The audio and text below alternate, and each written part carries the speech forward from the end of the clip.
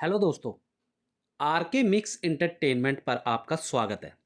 दोस्तों, बोडो लोगों का प्राचीन घर त्रिपुरा भारत का पूर्वोत्तर राज्य है जो बांग्लादेश के एक ओर स्थित है। राजनीतिक रूप से अब यह उस क्षेत्र का हिस्सा है जिसमें 7 राज्य हैं, जिन्हें उपयुक्त रूप से 7 बहनें कहा गया है, क्योंकि इन सभी के बीच सामाजिक संरचना, सांस्कृतिक पैटर्न और आर्थिक परिदृश्य के संबंध में बहुत सारी समानताएं हैं। त्रिपुरा के अतिरिक्त ये राज्य हैं असम, मणिपुर, नागालैंड, मेघालय, मिजोरम और अरुणाचल प्रदेश। त्रिपुरा राज्य की अक्षांशीय तथा देशांतरीय सीमा क्रमशः 22.56 डिग्री उत्तर से 24.32 डिग्री उत्तर तथा 92.21 डिग्री पूर्व है। इस राज्य का कुल भौगोलिक क्षेत्र 4117 वर्ग मील अथवा 10,491 वर्ग किलोमीटर है। त्रिपुरा नीतिगत रूप से म्यांमार की नदी घाटियों और बांग्लादेश के बीच स्थित है। लगभग 3 ओर से बांग्लादेश से घिरा हुआ यह राज्य पूर्वोत्तर में असम और मिजोरम से जुड़ा हुआ है। सरकारी आंकड़ों के अनुसार राज्य के कुल भौगोलिक क्षेत्र का 56.52% भाग वन भूमि है, जिसे मोटे तौर पर 4 प्रकारों में विभाजित किया जा सकता है, अर्थात साल, गर्जन, बांस और विविध प्रजातियां। अब मैं आपको यहाँ के लोगों के बारे में बताता हूँ। वर्ष 2001 की जनगणना के अनुसार त्रिपुरा राज्य की कुल मानव जनसंख्या जो थी वो थी 31,91,168।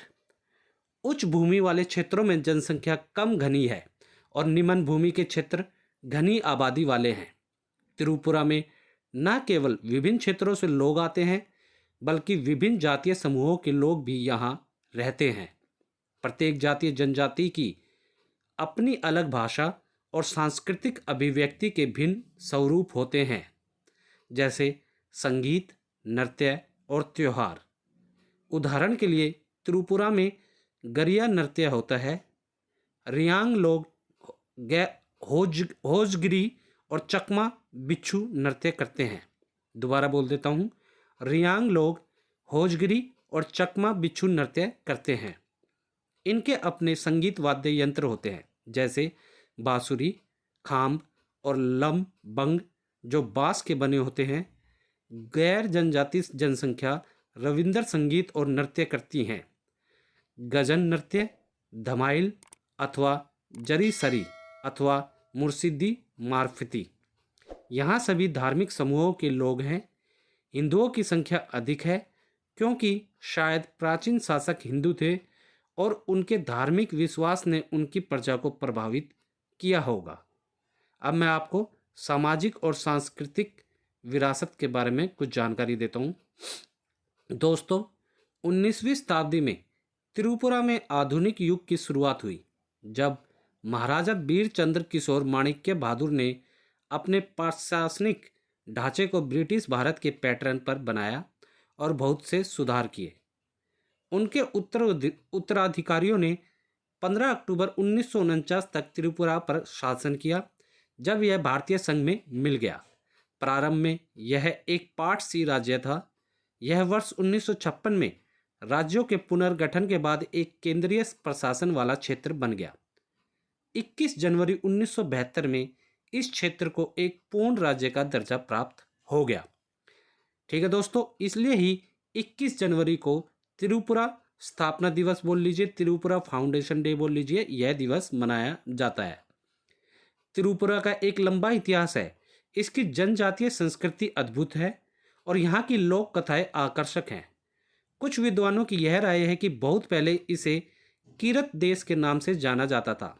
महाभारत और पुराणों में त्रिपुरा के उल्लेख हैं। त्रिपुरा, जो राजा दरिया और भबरू का वंशज था और धृतराष्ट्र का समकालीन था, वह शासक था जिसके नाम पर त्रिपुरा का नाम रखा गया।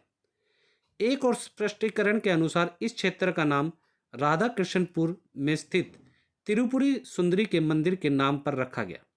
इस देवी को स्थानीय जनसंख्या द्वारा हमेशा बहुत सम्मान दिया गया है।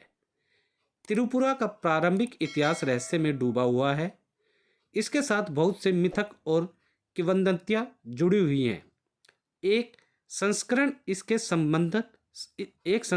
इसके संबंध पौराणिक परंपरा से यजति और प्रतीत के समय से जोड़ता है, जब 71वें राजा त्रिपुरा कछार के साथ एक बोडो संघ से जुड़े थे।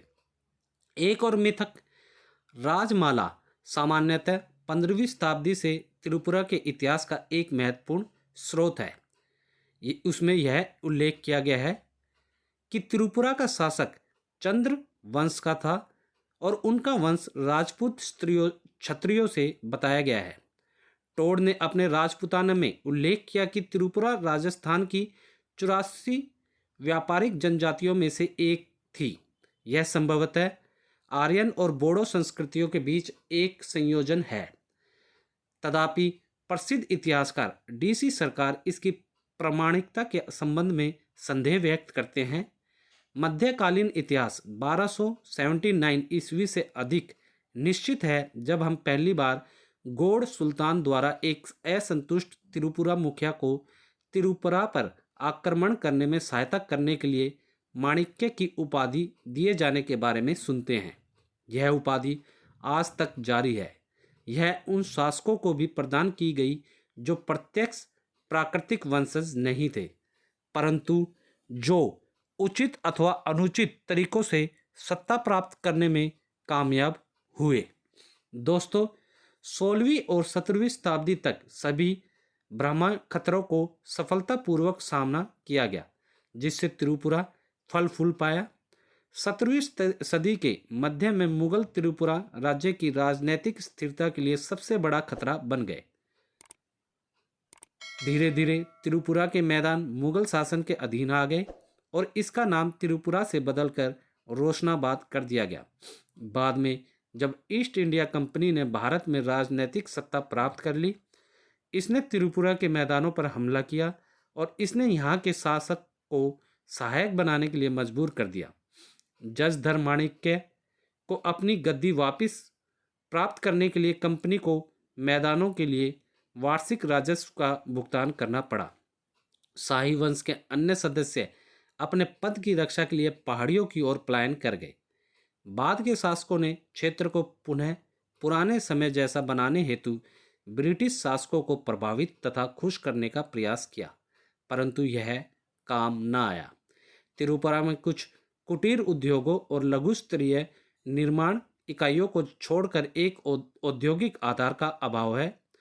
पिछले 10 वर्षों में भारत सरकार ने लघु स्तरीय उद्योगों को प्रोत्साहित किया है, विशेष रूप से बुनाई, बढ़ईगिरी, मिट्टी के बर्तनों के निर्माण तथा टोकरी बनाने से संबंधित उद्योग। चावल यहाँ की प्रमुख फसल है। यह उत्तरी बेसिन की दलदली स्थितियों के लिए उपयुक्त है। जूट, कपास, चाय और फल महत्वपूर्ण व्यावसायिक फसलें हैं। गन्ना, सरसों और आलू भी उगाए जाते हैं। राज्य चावल, गेहूं, मक्का, दालों, चीनी आदि का बड़ी मात्रा में आयात करता है। राज्य से निर्यात की जाने वाली वस्तुओं में प्लाईवुड, लुगदी, बांस से बनी वस्तुएं, लकड़ी तथा डिब्बा बंद फल आदि शामिल है। अब मैं आपको यहाँ के कुछ त्योहारों के बारे में जानकारी देता हूँ। यहाँ के पहला त्यौहार है गरिया पूजा। वैशाख माह के 7वें दिन जनजातीय लोगों द्वारा यह त्यौहार मनाया जाता है, जिनका मानना है कि यह उत्सव पूरे वर्ष उनके लिए समृद्धि और आनंद लाएगा। मुर्गों की बलि इस उत्सव की एक विशिष्टता है। इसका समापन भक्तों, पुरुष और महिला दोनों द्वारा नृत्य के साथ होता है। खर्ची पूजा मूल रूप से यह कोई जनजातीय त्यौहार था और अब यह सभी वर्गों के लोगों को आकर्षित करता है, जो सिर के चित्रों वाले 14 देवताओं की पूजा करने के लिए ओल्ड अगरतला में चतुर्दश देवतस मंदिर आते हैं। केर पूजा एक विशिष्ट सीमा में आयोजित किए जाने वाले एक पारंपरिक जनजातीय त्यौहार, जिसे राज्य सरकार के गजट में पूर्व सूचना के साथ विशेष रूप से बताया जाता है। पूजा की अवधि के दौरान किसी भी व्यक्ति को इस विशिष्ट सीमा में प्रवेश करने अथवा बाहर आने की अनुमति नहीं दी जाती। दुर्गा पूजा माँ दुर्गा के सौम्य तथा रक्षक स्वरूप का यह त्यौहार संभवतः बंगाल से यहाँ तक आया है। त्रिपुरा में भी यह सितंबर अक्टूबर में पूरे उत्साह के साथ 4 दिन तक मनाया जाता है और जब देवी की मूर्तियां जुलूस में ले जाई जाती हैं और नदी में प्रवाहित की जाती हैं तब उत्सव समाप्त होता है। तीर्थ मुख त्रिपुरा के जनजातीय लोगों का एक लोकप्रिय तीर्थ स्थल है। उत्तरायण संक्रांति के दौरान हर जाति, पंथ अथवा धर्म के हजारों पवित्र लोग एकत्रित होते हैं और पवित्र स्नान करते हैं। इन त्योहारों के अतिरिक्त होजगिरी, बिच्छू, मान, समंगल, शरद, होली, दिवाली आदि त्योहार मनाए जाते हैं। अब मैं आपको यहाँ के रुचि के स्थान बताता हूँ। उज्जैनता पैलेस, यह वर्ष 1901 में शहर के बीच में राधा किशोर माणिक्य बहादुर द्वारा बनाया गया था। सेपाहिजला वन्य जीव अभ्यारण्य, जिन लुप्त प्राय प्रजातियों पर राज्य को गर्व है जैसे चश्मा बंदर, वे केवल इस अभयारण्य में पाई जाती हैं। अन्य आकर्षण हैं जंतुयाल्य, मनोरंजन मैदान, वनस्पति उद्यान आदि।